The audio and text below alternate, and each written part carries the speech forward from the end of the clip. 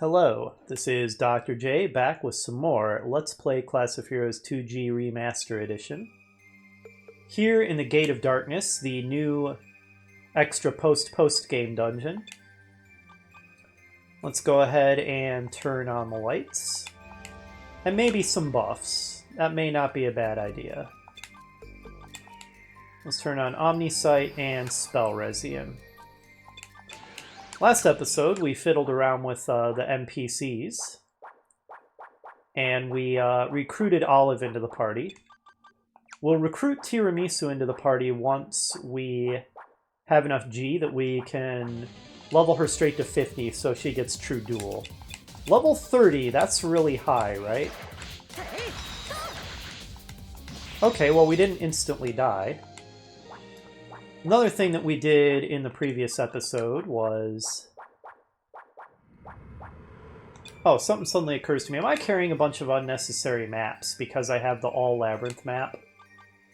I am totally doing that, and that's taking up a lot of space. So let's drop all this nonsense. We no longer need any of this thanks to having the All Labyrinth map. Sorry, that just now suddenly occurred to me. Any more unnecessary maps I'm carrying? No, looks like that's it. Okay. Another thing that we did is we tried fighting one of the optional super bosses and it handed us our faces. I wasn't surprised by that. I'm hoping that we get enough power leveling from exploring the Gate of Darkness that we can take them. Or that maybe we can just fight them over and over until we get lucky RNG, because I would hate to leave that content incomplete. We've come so close to 100%ing everything that matters in this game. Oh. Well, that was not great. Do I have anything that cures paralysis? Yeah, vaccine.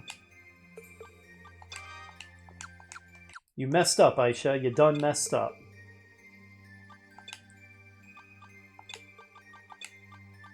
But at least it wasn't a TPK. Not that it would have mattered that much because we weren't very far in.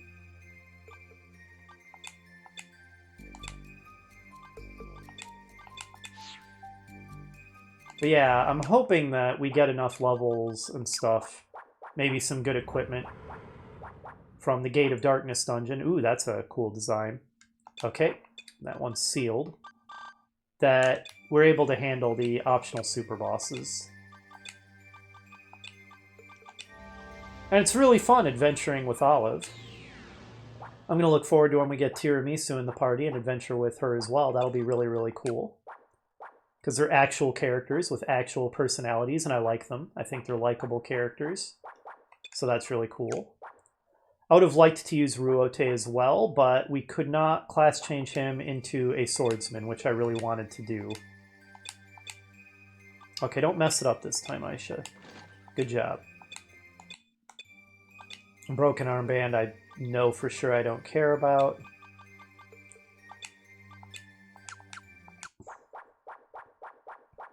So sadly, Ruote is going to remain on the sidelines.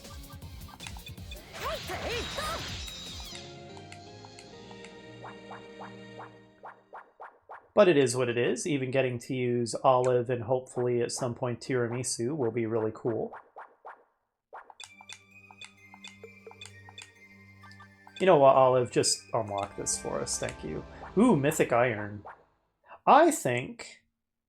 Was there... There might have been... There might be something I can make with that Mythic Iron. Something I can synth. I'll have to look into that.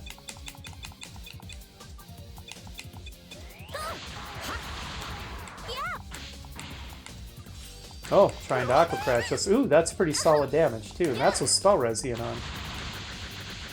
Okay, so she's doing over 600 total damage with her dual-wielded whips. I kind of want to compare that to the Sky Bow.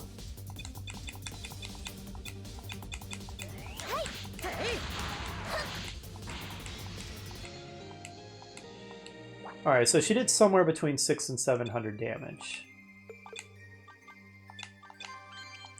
Let's equip the sky bow and compare.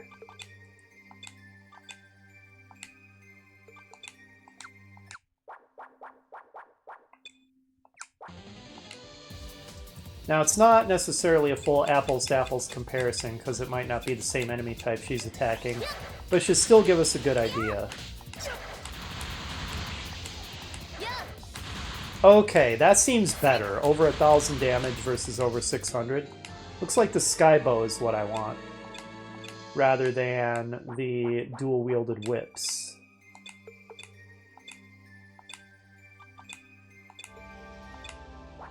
I would do damage comparisons with Olive as well, but since she's going to be spending almost all her time putting up the magic barrier, I don't think it matters all that much what weapon she's using. Okay, so the good news is, unlike the first optional super boss we tried, which face rolled us, we seem fully capable of handling the enemies here in the Gate of Darkness. That's encouraging.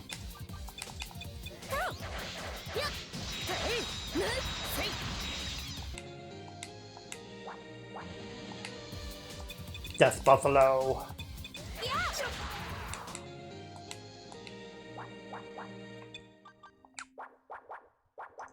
So far, the first level of the Gate of Darkness is kind of surprisingly really basic. No weird gimmicks or traps, very just sort of ordinary layout. Another way that I could move Tiramisu toward good alignment is by putting her in the party. And whenever we have that situation where we encounter an enemy and it's watching us, instead of saying watch it back, just walk away. The downside is that means it might attack you and ambush you, but the upside is it puts your characters toward good. Well, upside if you want your characters to go toward good.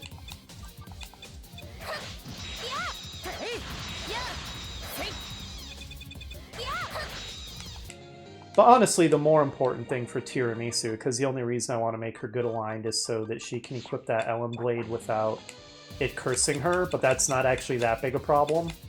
The much more important thing is to level her up to 50 so she gets true duel, because we can't equip her properly until we do that.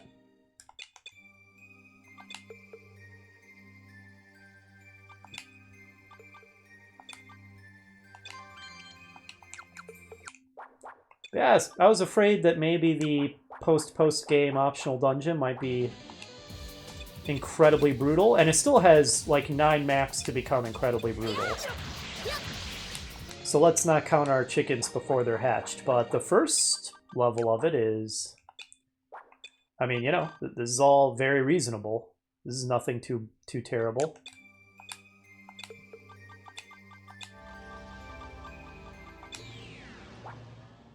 Oh, okay.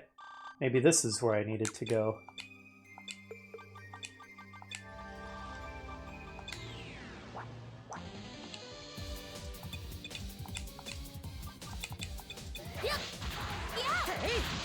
Actually, kind of a shame that we're back to this battle theme. As I've discussed, I do find its opening notes a little bit on the grating side, but not that big a deal.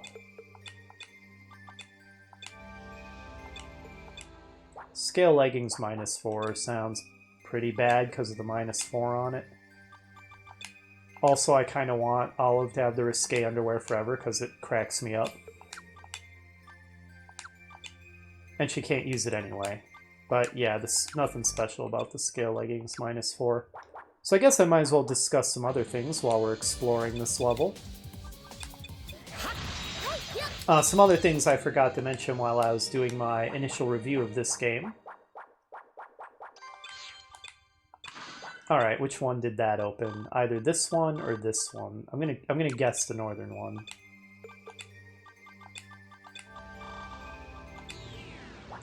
Correct. And is there a teleporter in the middle?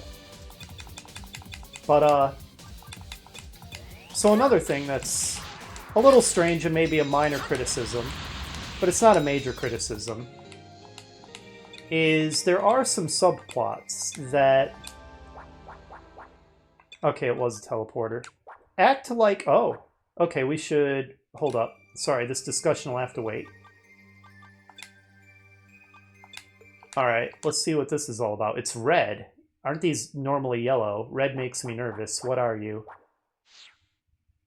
Oh, you're like the very first boss we fought, the Yamata no Tokage, I think it was called.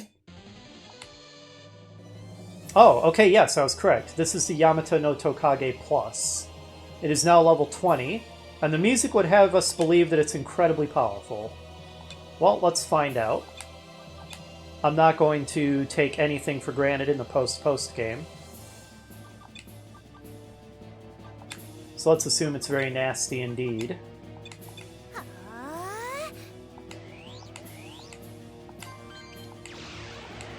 It wasted its first turn. Fire ought to be good, I would think.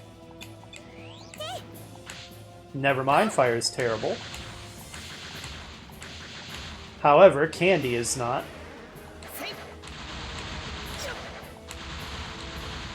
And neither is Wheeler. Okay, easy. Good job, team. Well done. Ah, okay. Interesting stuff. Gate of Darkness, first floor, key acquired, huh? But yeah, let's discuss some story things that I didn't mention before. There are some side quests that kind of don't seem to tie into the main story in every way, and just feel like they get left as sort of dangling threads. One example is Pasta and Vollone's whole little side story, where we encounter them and have a variety of hijinks and shenanigans with them, and even fight them at one point. And and first Vollone recruits us to help her rescue Pasta, and then later Pasta recruits us to help rescue Vollone. Alright, have we 100%ed the floor? We've not. What did we miss? Ah, here. We do want 100% the floor. And it's all pretty cool, and they're fun NPCs. I enjoyed interacting with them. Even Vollone started to grow on me after a while, as abrasive as she is. I started to like her. I always kind of liked Pasta. Nothing inside. Okay, yeah, and our inventory is not even close to full, so that was odd. But then, in the last... Okay, now we've 100%ed it. In the last quest you do with them...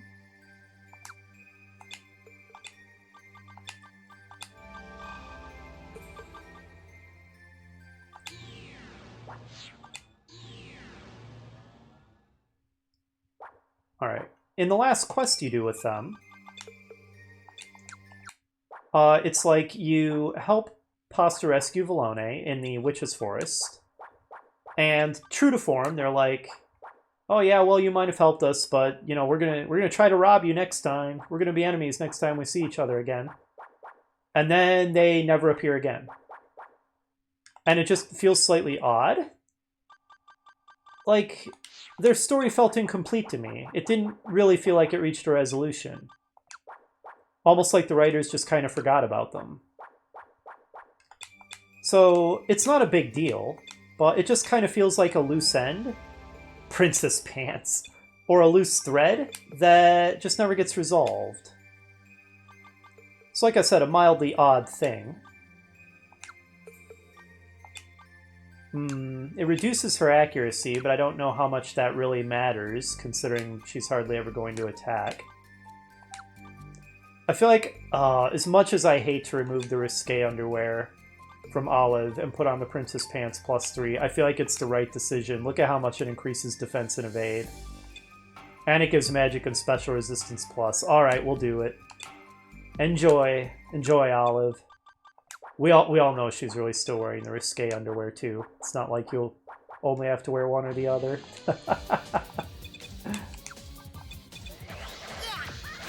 Gotta look good for Dante, after all. Oh, man. Grum really took a beating there. And they really drained his magic. Better draining his magic than levels, though. Level drain is still garbage.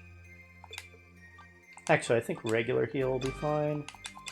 Yeah, that did good enough. And yeah, so basically I feel like Volone and Pasta's little side story was fun, but felt like it never really went anywhere and wasn't really resolved. And then there's Asti and her dark dragon Dory, who it turns out needs to subsist on the meat of sentient beings, apparently. And Asti is trying to raise her as a vegetarian, and that drives her to homicidal insanity. There may be social commentary somewhere in here. Just kidding. And you know, we interact with them a few times, and their story progresses a bit. And admittedly, that one feels like it reaches a bit of resolution, where at the end, Asti realizes that trying to raise a man-eating dragon as a vegetarian is maybe not a great idea. Offers herself as a meal for Dory, which was a really dumb thing to do because that wouldn't resolve anything.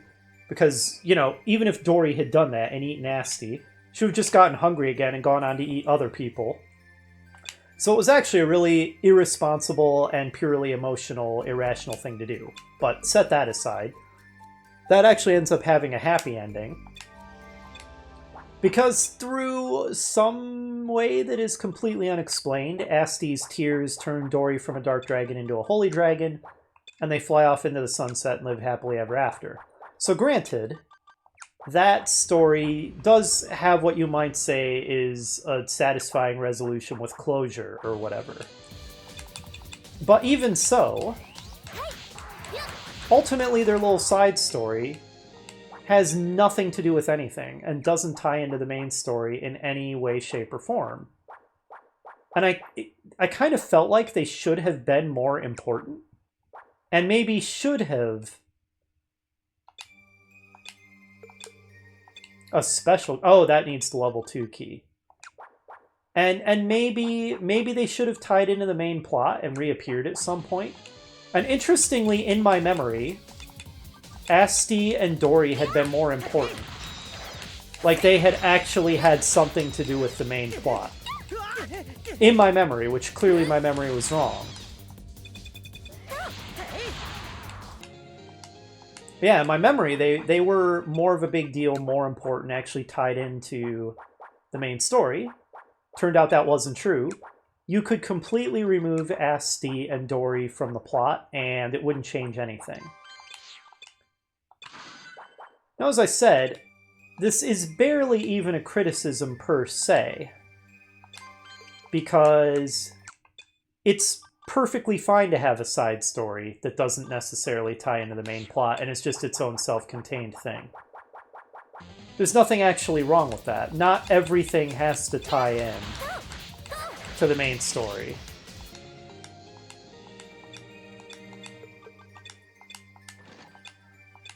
Shattered Mason, Agi Stone minus 8. Come on, get that garbage out of here.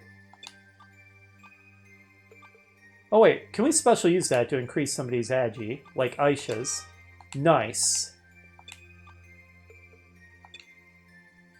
We actually got a use out of it.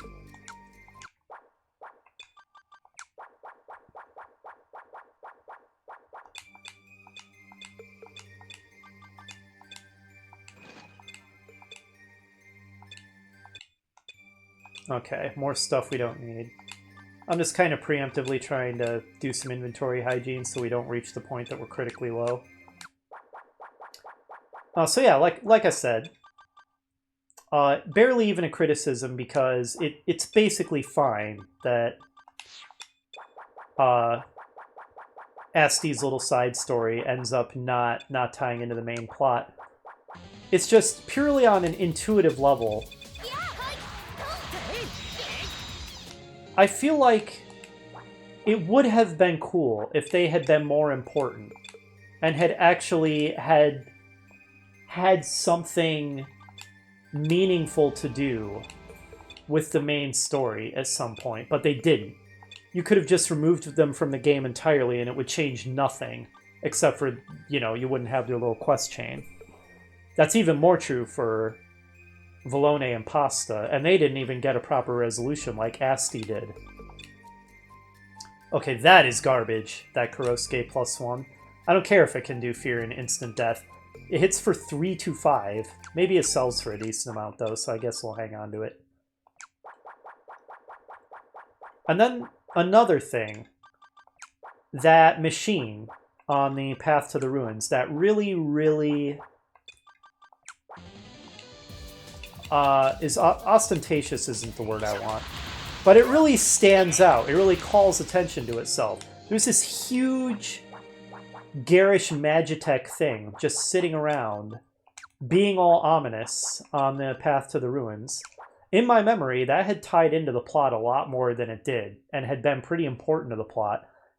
And although I correctly remembered that there was a boss fight there, it ended up being against those evil spirits. I had remembered fighting either Strega or Pane, who again I had kind of blended together in my memory there, like for the first time. And obviously that wasn't completely true. We fought neither Strega nor Pane there. So that was just another area where my memory was kind of off a bit. Somewhat accurate, but also somewhat off.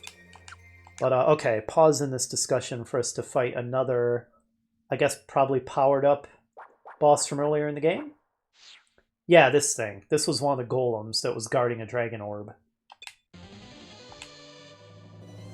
Ancient Guardian Plus. Well, let's see how tough it is now.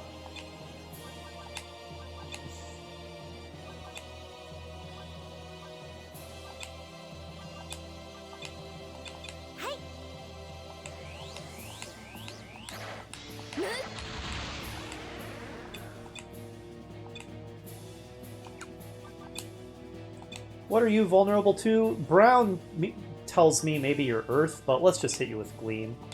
Gleam is usually a good bet.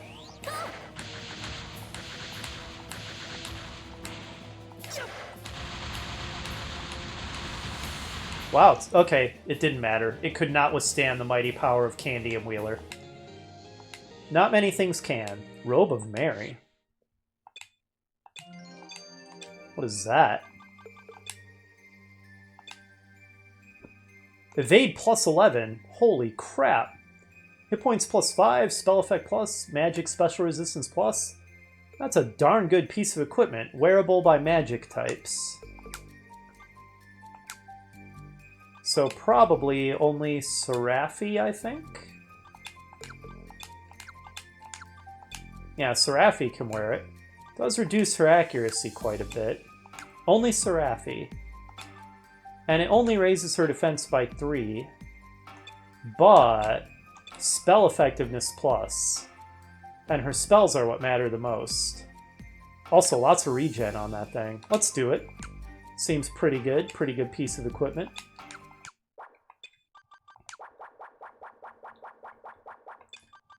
But yeah, that machine, which turns out to, at least according to Ruote, turns out to be some kind of stasis immortality device. I had remembered that being a lot more important to the plot than it actually was. It turned out to have not really much of anything to do with anything. Ooh, that was brutal. As far as I can tell, the only actual importance that had to the plot. Alright, Olive gained a level. That is such an adorable level up smile.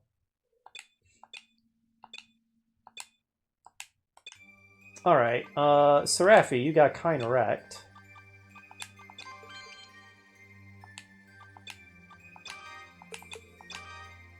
Alright, looking better. But as far as I could tell, the only encounter rate, the only actual relevance it had was it served as the excuse for why Ruote was able to transfer his soul into the sword. Because somehow, by studying that thing, he gained the ability to transfer his soul into an inanimate object. Because I guess that's what the ancient civilization had done, was transfer their soul into an inanimate object to try to preserve themselves. So, okay, fine. It kind of factored into the plot a little bit. But while this just may be my bias for really liking interesting and mysterious lore and settings, which I've discussed. That's something I really like. Ooh, Evil Breaker Sword +5, although I suspect that that's actually not very good. Indeed, it's not great. I mean, it hits up to 5 times, but the damage is nothing too special. So yeah, I don't think we're gonna equip that on anybody.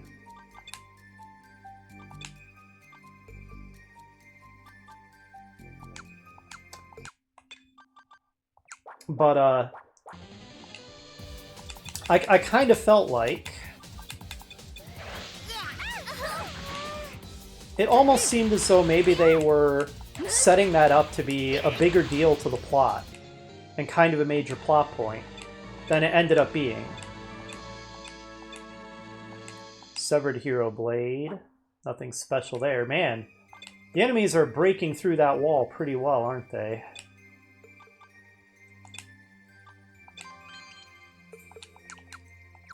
Olive's doing her best, but at this late stage of the game, the magic wall is far from perfect.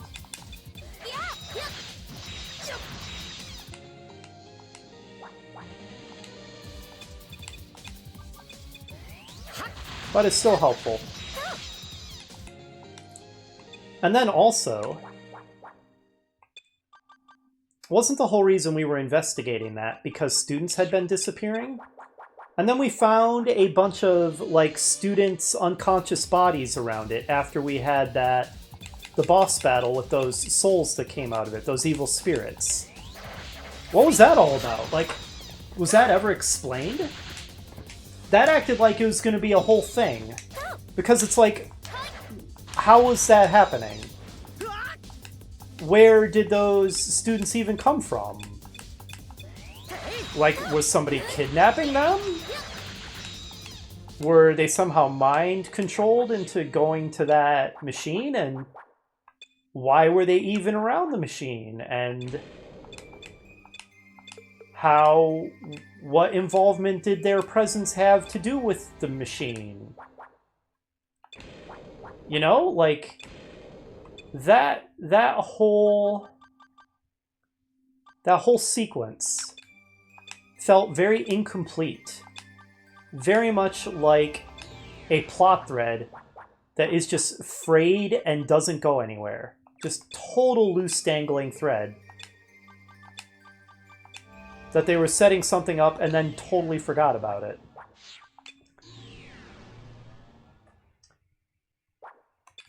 And so back to my broader point of it feeling like there's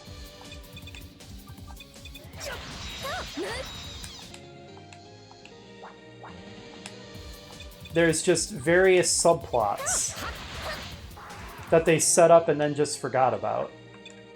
Those are the 3 that come to my mind most vividly. Are Vlone and Pasta, Asti and Dory, and then the Immortality Machine. Lady Dress +3, probably nothing special.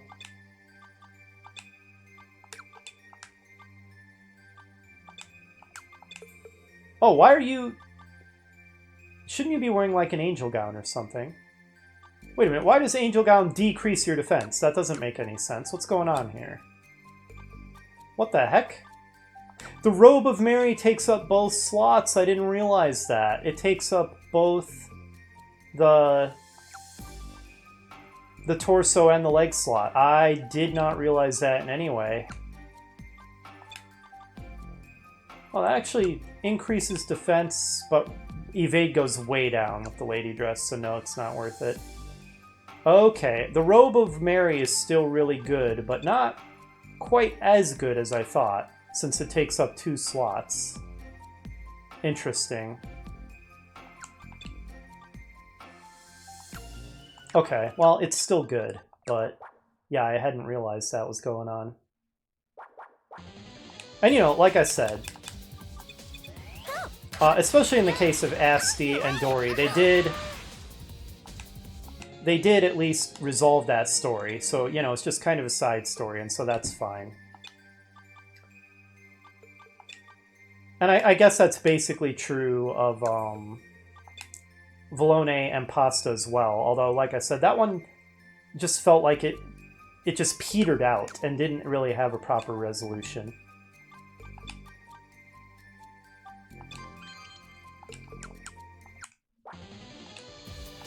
But the most egregious offender is definitely that immortality machine, which acts like it's going to be this big plot point, and it just ends up being almost meaningless. Nothing really but an excuse for Ruote to be able to transfer his soul into his sword. And why students had been disappearing, and why their unconscious forms all showed up around the machine when we defeated the evil spirits that came out of it, not a clue. The game leaves that completely unaddressed, unless I'm misremembering. But I don't think I am. So yeah, that just feels real incomplete.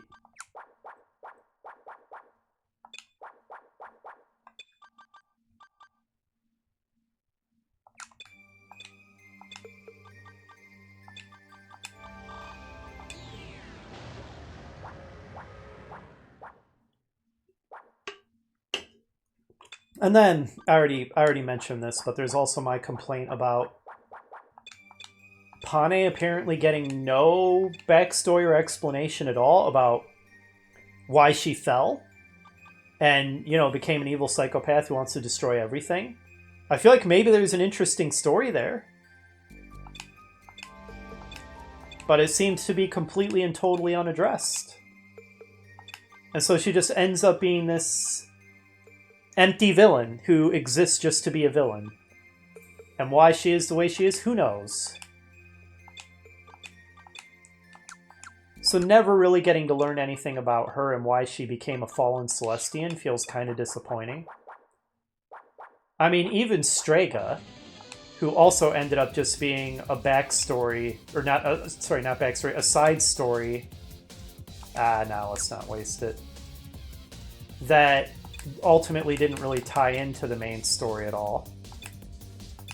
Even she got a backstory and an explanation as to why she did the things she did. Now, her explanation was terrible, and I didn't really feel any sympathy for her at all, but at least we knew why she did what she did and why she turned to evil. And that's kind of the thing. It doesn't even have to be a good explanation or one that gives you any sympathy for the villain. Just understanding something about why they ended up doing what they were doing is nice, and we didn't get that with Pane. We got nothing. As far as I could tell. Unless I totally missed something. I hear my cat meowing. I'll feed her in a moment. As soon as we're done with this recording.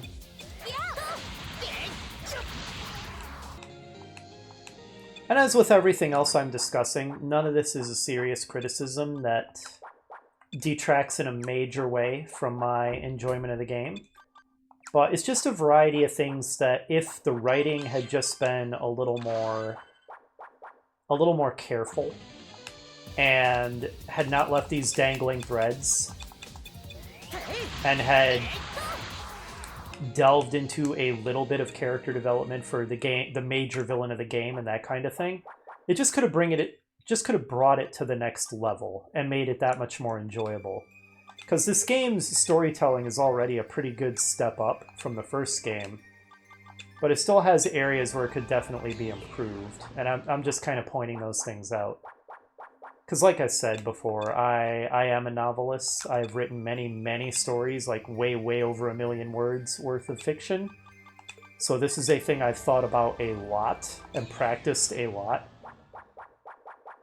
So I cannot help but always be, to some degree, in critic mode anytime I'm enjoying some fiction, even if it's a lighthearted video game. But as long as I'm on the subject of storytelling elements that are kind of odd, another one is, so for the first part of the post game, what I think was the entire post game in the original version of the game, though again I'm not positive, where the 3 extra labyrinths appear after you defeat Pane and after the credits roll. And the idea there... Ooh, Demon Greaves. Let's check those out. Those sound like they'd be cursed as heck, though. Oh, Defense 10, Evasion 6 is pretty great. Oh, they do also decrease your hit points, though. So, like a lot of equipment we're finding here in the late game, or the post-post game, it has great stats, but also is cursed and has anti-regen on it. But anyway, back to what I was saying.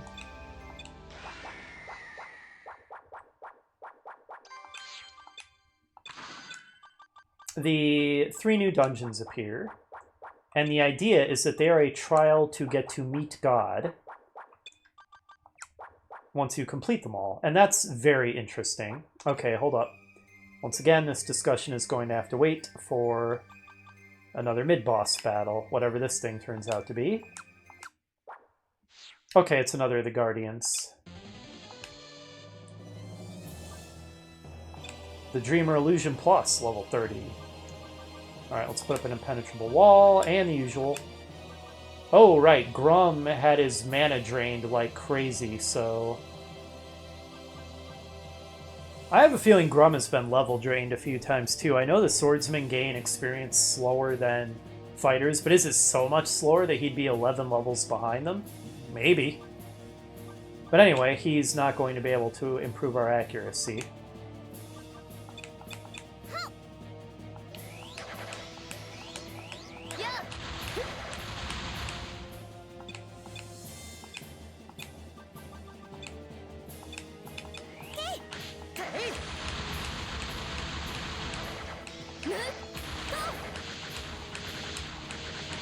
Not enough hit points to withstand the candy killing machine. Level for Aisha. Gain strength lost by 27 hit points. Pretty good overall. Good amount of gold. Excellent. Let's save that. But, once again, this is probably just my bias for really enjoying lore showing. But I feel like meeting God would have been a good... Oh, that was kind of a trollish teleport. Would have been a good opportunity to do maybe some interesting lore drops. Maybe reveal a little bit more about the setting. But it wasn't that at all. It was essentially just a big excuse to undo all of the bad things that, or most of the bad things that had happened throughout the story. Ruote getting swordified, and Dante and Vacheron getting killed. And it was like, well, if you complete the post-game, you meet God, and God brings him back to life for you. Okay, that's fine, I don't have a problem with it, but... there's just all these opportunities for the writers to expound on the lore of the game's setting, and they just never do. They just never take advantage of that opportunity.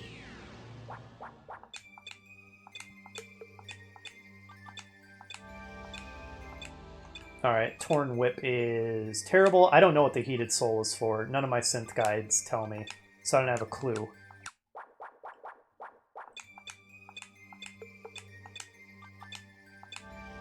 Squashed Star Armor Top. Well, that's interesting. And we've 100%ed it.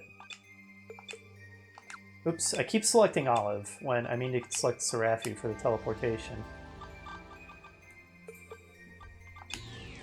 And I guess just the last thing that I'll mention, as long as I'm just criticizing the story of this whole episode, is another thing that felt a little thin is the invading army that's invading Particus World, or Otherworld as it's called. I mean, that whole story is cool and interesting, but also woefully underexplored and underexplained. We never learn anything about what their world is like, how they acquired the ability to travel between worlds, why they embarked on their campaign of conquest, interdimensional conquest. And I guess for that last part, you can just assume it's because Barbaresco is an expansionistic wannabe warlord. And okay, fair enough, plenty of those have existed throughout history, so you don't really need a deeper explanation than that. But still, they're basically nothing more than an invading army with a few boss characters to fight. And there's not really much personality or flavor to them. We never, like I said, we never learn anything about what the world they come from is like, what their culture is like nothing. They exist purely as a plot device of an invading army to fight. And it's just yet another thing that feels pretty underdeveloped. And in general, my impression is just that the writers don't actually care that much about the lore and backstory of their setting. And most of the things that exist are just an excuse for setting up the fun gameplay situations. And that's fine. I don't have a problem with that at all. A game doesn't have to be interested in its own lore and backstory. And the only reason I bring it up is because, probably completely by accident, they keep bringing up these things that seem like really interesting mysteries, like the purpose of the labyrinths in the first game, the ancient civilization and the immortality machine in the second game, and stuff like that seems like it could be super interesting, and then never do anything with it. And if they cared more about having an interesting setting and deep backstory, they could do such interesting things with that. But they just don't. And so they just end up probably unintentionally teasing the player and never delivering. And I may be the only person in the world who even perceives any of this because of my unique love of interesting lore and backstory and settings. But anyway, I've babbled on long enough, and my cat really, really wants fed. So we're going to call it an episode here. And next time, we're going to continue our explorations of the Gate of Darkness. I'll see you then.